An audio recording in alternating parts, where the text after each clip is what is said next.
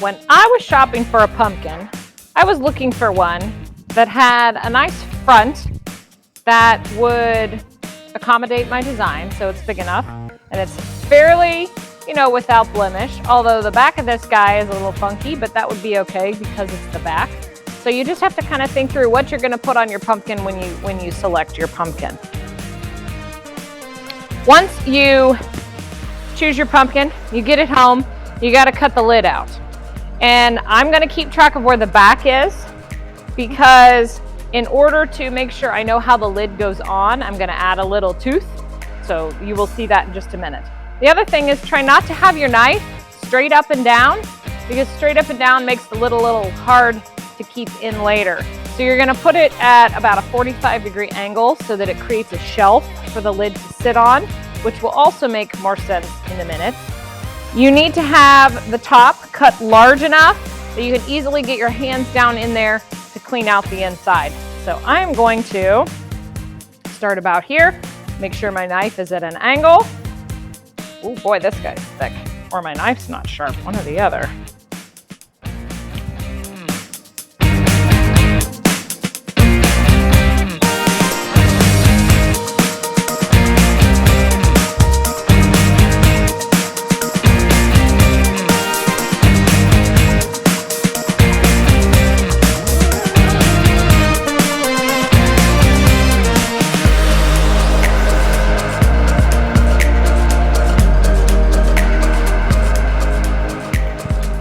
Get to the back. This is the part where I am going to give myself a little tooth so that I can easily line it all back up later. All right, so I don't know if that went all the way through. Let me try that again. The other way. Okay, so you can see how I have a notch in there, which will help me line up the lid when I want to put it back on after it's come off. So if I did this right, it should lift off. I'll put my knife down so I stay safe.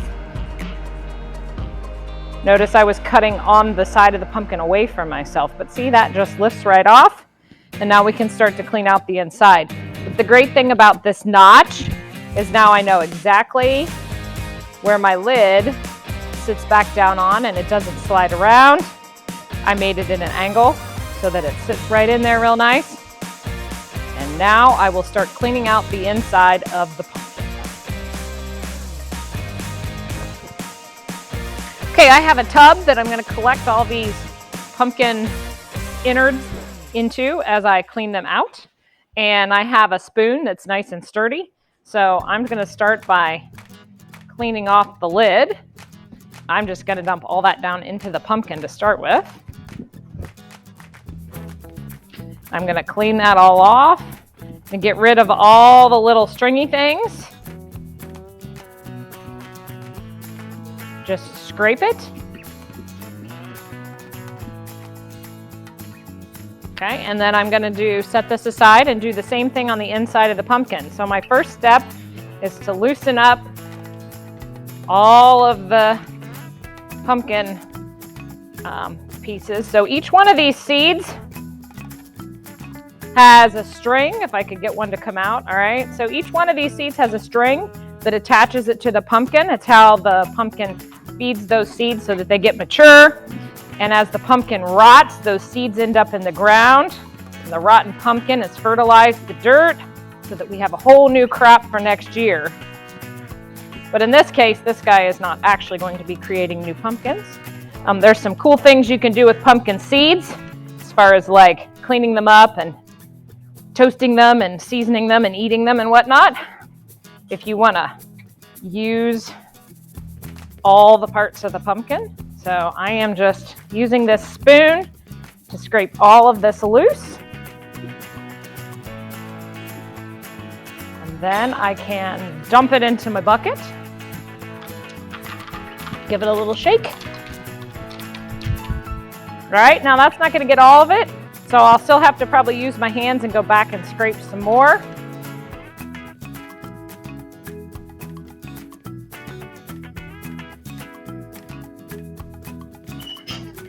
Okay, so once all the insides are out, and it's pretty clean in here, you're gonna find the front. So I made my notch in the back, so it'd be directly opposite that. And you want to scrape the part where your design is gonna go to thin out the wall so that the light can come through. Make it a little easier if you're gonna cut all the way through to get through it. So you're just gonna scrape that and shape it down. And you can put your hand on the outside. When you can start to feel your spoon and the pressure the spoon is making through the skin of the pumpkin, then you know it's thin enough. Don't go too far because you'll put a hole in the front. My pumpkin is all ready to go. So I made the lid with the notch so I know where the back is, and I'm gonna set that aside for now. I also cleaned out all the seeds, and in the front, you can probably see how this is thinner than this. So I've scraped it so that it's thinner, and I scraped it until I could feel the pressure from my spoon from the back to the front. That way, when you put a light in here, it illuminates a little easier. It's also easier to cut if you're gonna cut all the way through. However, we are not gonna cut all the way through for this demonstration, but that will make sense in a minute. Now I have a design, and this is a pre-made printable that I got off the World Wide Web, although you could draw your own design, and in fact I would encourage you to draw your own design. But this then we're going to put on this pumpkin, and we have a problem because the pumpkin is round and the paper is flat. So what we have to do is get some tape. I'm using masking tape, but any tape will do. I'm gonna grab a couple pieces of this, and I am going to start by attaching the top and smoothing it down and attaching the bottom. Okay, from here, you can kind of fold the paper, but then that messes with your design a little bit. So I'm gonna grab some scissors, and I am gonna go around this and just score it. The closer together you trim it, these little, you don't wanna cut your design, right? You're just cutting to the design, and the closer you put them together, the more flexibility that your paper will have later. So I am trimming that, right? And then getting some tape, more tape. This takes a fair amount of tape here. And I am smoothing this down and attaching it. And you can see that by cutting this, it is mostly letting the paper fold over the pumpkin, right? And it's not going to be 100% perfect because you are putting something flat on something round, so you just have to kind of do the best you can with it. So I'm going to keep folding that down. Whoops. All right, until I get all the way around. And I want to have my tape is doing weird things, like it's peeling on itself and it's not sticky. Okay, so I want to make sure that the whole edge is all taped down so that it's attached really well to the pumpkin. Put another piece up here, right? And I am going to continue on to go all the way around.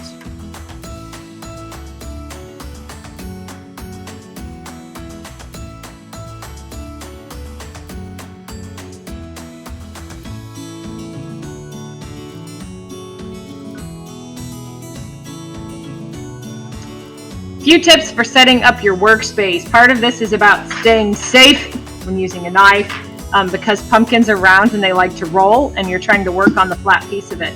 So one thing you can do is take the spoon you used to scrape and slide it underneath there to brace it so that it's not going away.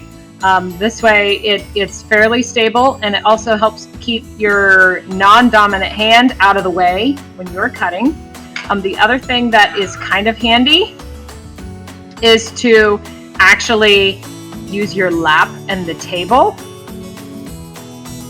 So if I take this pumpkin and I put it on my lap, my legs will keep it from rolling, and I can back it up right against the table so that it's nice and sturdy. Your non-dominant hand needs to make sure it stays out of the way, and then you can start carving.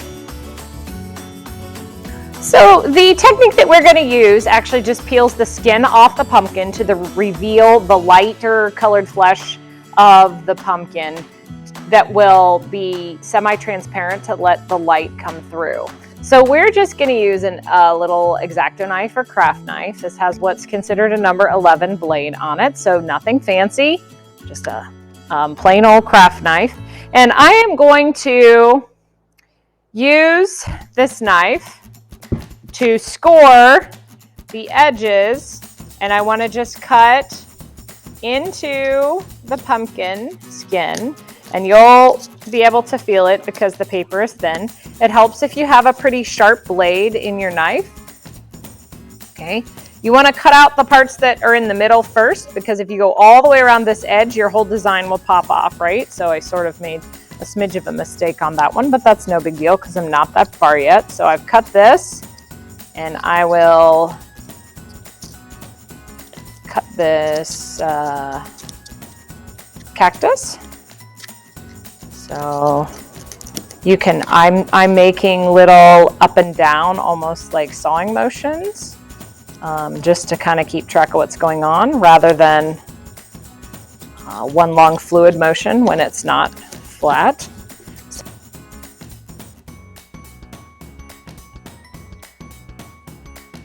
So just like with the knife, you want to make sure that your body parts and fingers are away. So my body is back here and the pumpkin is here. So I'm cutting sideways and I'm cutting away from this hand so that there are no accidents and we don't need any band-aids. All right, so I am just going to outline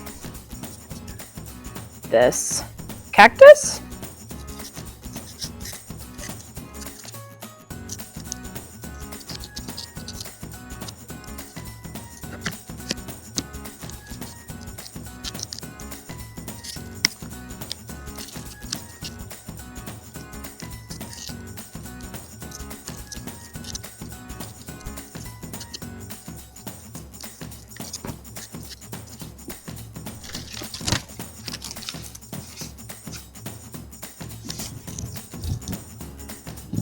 Now you can see that there is an outline or indentation where the wolf is and where the cactus is. Maybe you can kind of see that up there. It is. All right. So now I have an outline transferred onto my pumpkin.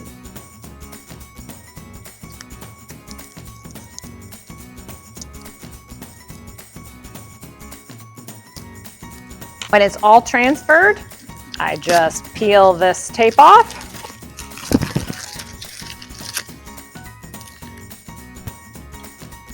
And now my whole design is on the pumpkin. Now that the design is etched into the skin of the pumpkin, you can go with the traditional, use a knife and cut all the way through so there's actually holes pierced through the pumpkin. Or you can use the technique that I'm going to use, and that is to peel the skin off.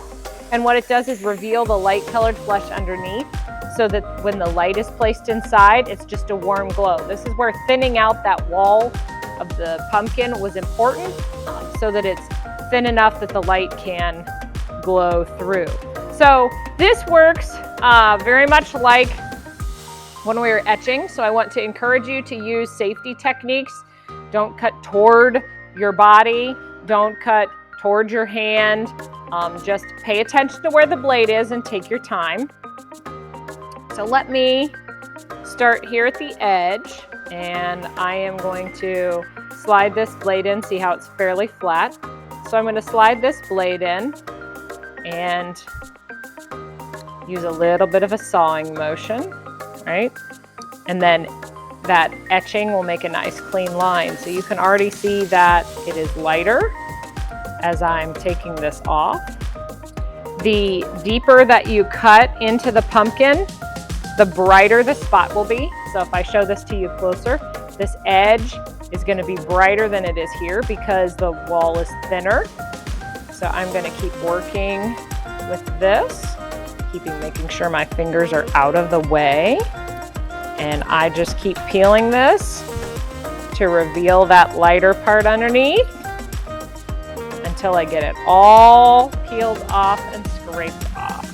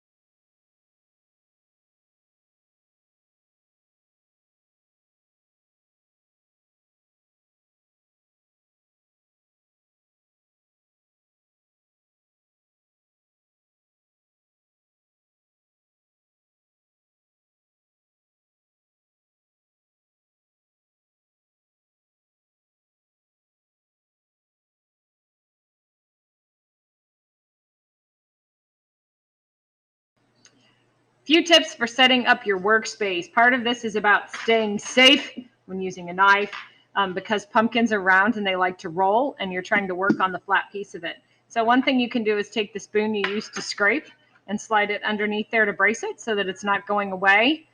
This way it's fairly stable, and it also helps keep your non-dominant hand out of the way when you're cutting. The other thing that is kind of handy is to actually use your lap and the table. So if I take this pumpkin and I put it on my lap, my legs will keep it from rolling, and I can back it up right against the table so that it's nice and sturdy. Your non-dominant hand needs to make sure it stays out of the way, and then you can start carving.